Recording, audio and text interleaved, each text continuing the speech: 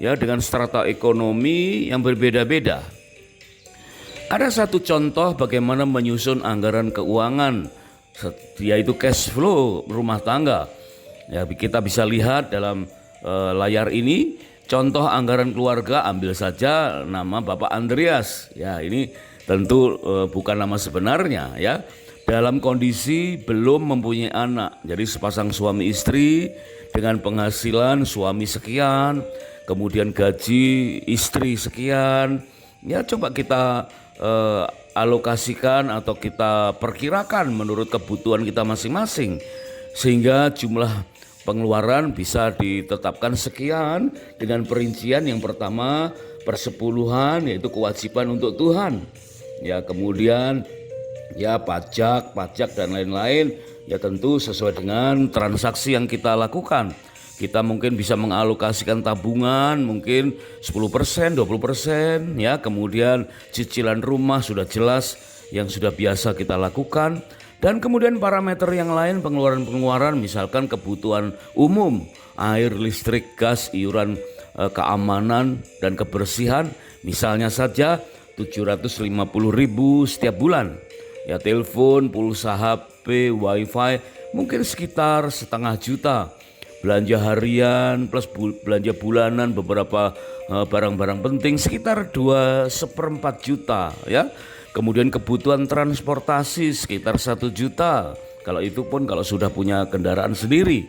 Atau hiburan, rekreasi, BPJS dan lain-lainnya 1 juta. Nah, coba perbandingkan antara penghasilan dan pengeluaran yang di atas tadi, sekarang berapa saldonya ya. Nah, meskipun katakanlah kita merasa kurang pada awalnya, tetapi dengan belajar rutin dari bulan ke bulan, tentu kita bisa mendapatkan kesetimbangan ya, keseimbangan antara kolom kiri dan kolom kanan. Karena ada prinsip uang yang lebih banyak tidak menyelesaikan masalah jika pengeluaran tidak terkontrol. Nah, sekarang kita belajar untuk mengontrol pengeluaran dengan cara menyusun anggaran keuangan, ya cash flow rumah tangga. Itu hanya sebagai ilustrasi ya. Itu pun berbeda ketika sudah mempunyai anak dan lain sebagainya. Artinya kita mulai belajar secara rutin dengan apa yang terjadi dalam kehidupan kita sehari-hari. Dan setiap orang, setiap rumah tangga, baik suami dan istri, itu mempunyai kendala yang berbeda-beda. Berarti mempunyai sesuatu yang harus dijaga secara spesifik. Ya, tidak bisa meniru atau mencontoh atau terkamiri ya, atau keinginan untuk menyamakan atau menyaingi keluarga yang lain. Ya, dalam hal menyusun anggaran keuangan sifatnya pribadi dalam rumah tangga yang harus disepakati suami istri secara internal. Nah, bagaimana sikap yang benar tentang uang menurut firman Tuhan? Ya, supaya kita bisa mealokasikan, menyusun anggaran itu dengan prinsip dan pengertian-pengertian yang benar sesuai dengan firman Tuhan.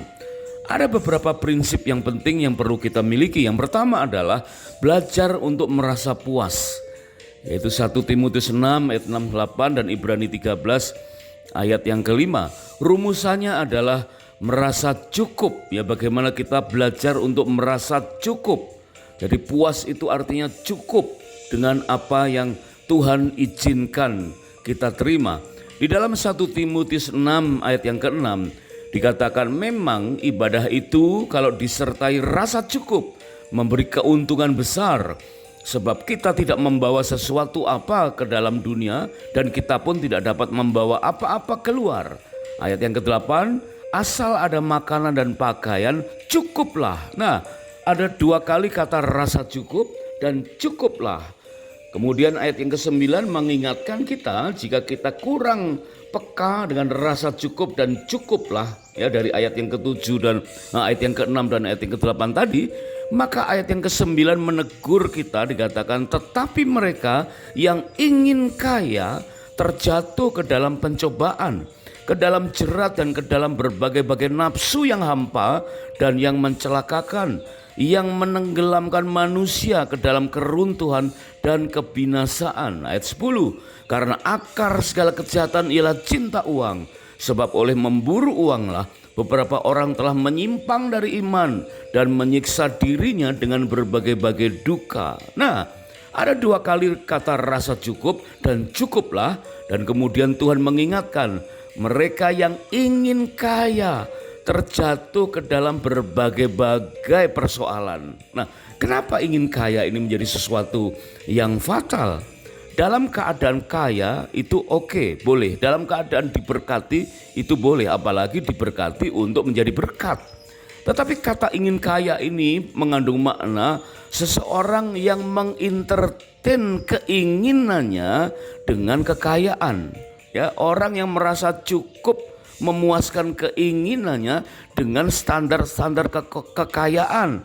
Sebab itu ayat 10 dikatakan akar segala kejahatan ialah cinta uang. Orang yang ingin kaya cenderung cinta uang, dan di situ menghilangkan atau mengikis perasaan rasa cukup, dan sulit untuk memberi makna cukuplah itu semua. Ini sesuatu yang perlu kita rubah dalam kehidupan berkeluarga. Di dalam Ibrani pasal 13 ayat yang kelima, firman Tuhan berkata, janganlah kamu menjadi hamba uang, dan cukupkanlah dirimu dengan apa yang ada padamu. Nah, di sini timbullah satu moto, yaitu kita berpada pada yang ada, ya.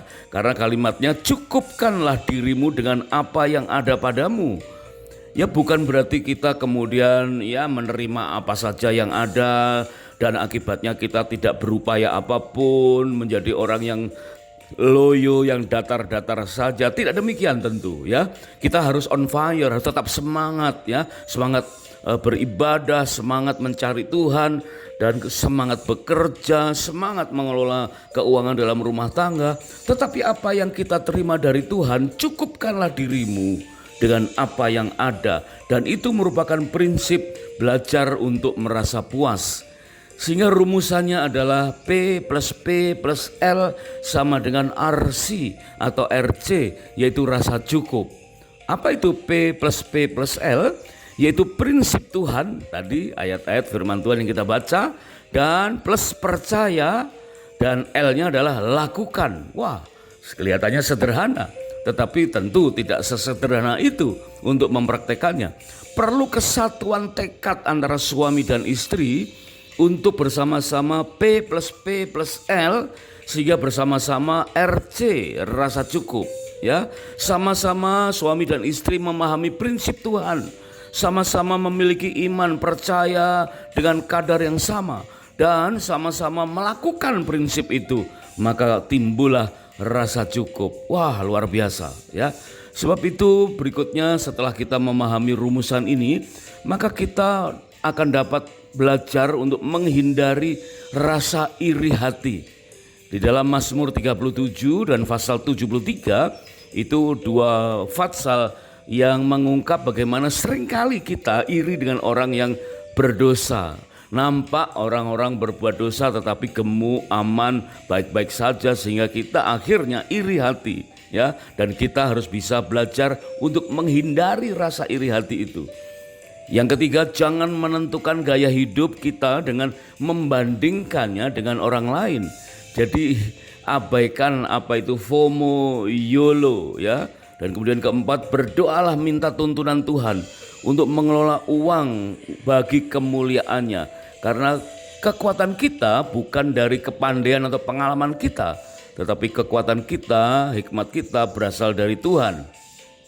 Kemudian yang kelima, berusahalah hidup sederhana.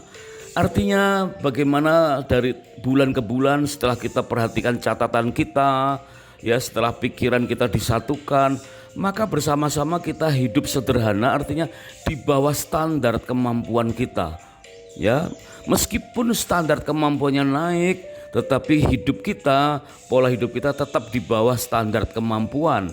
Jangan melampaui kemampuan kita, maka itulah yang membuat kita tidak bisa merasakan rasa cukup.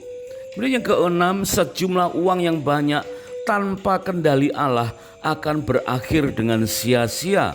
Di dalam Pengkhotbah pasal 12 ayat yang ke-8, dan Markus 8 ayat yang 36. Biarlah kita mengutamakan kendali Tuhan dari hari ke hari.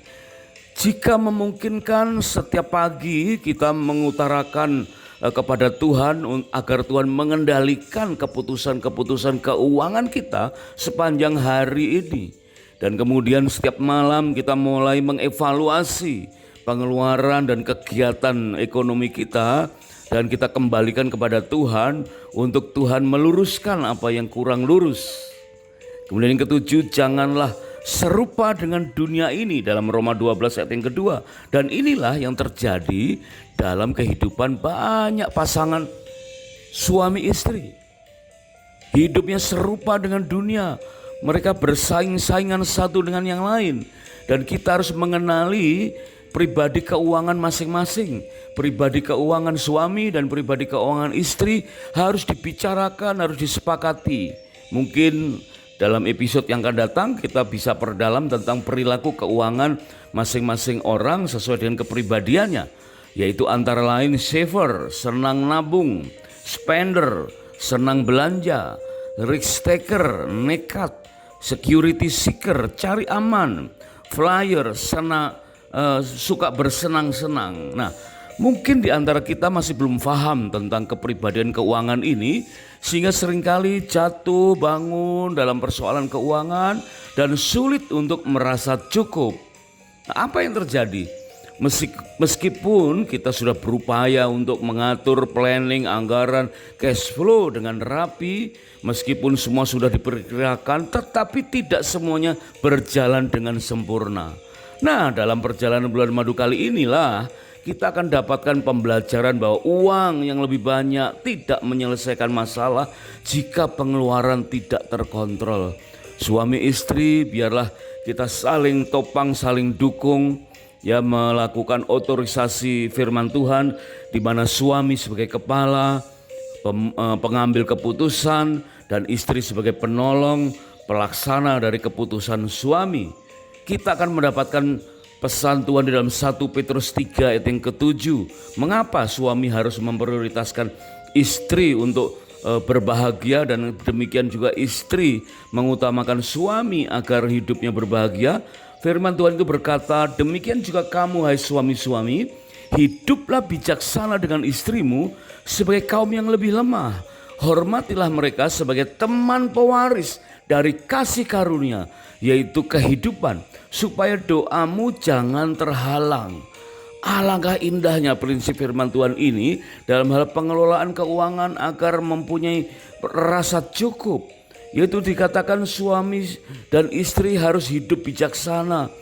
Ya, karena istri meskipun sebagai penolong yang harusnya lebih kuat, lebih bijak, tetapi ditaruh oleh Tuhan menjadi pribadi yang lebih lemah, ya, di bawah otoritas suami. Dan suami benar-benar bisa mengasihi istrinya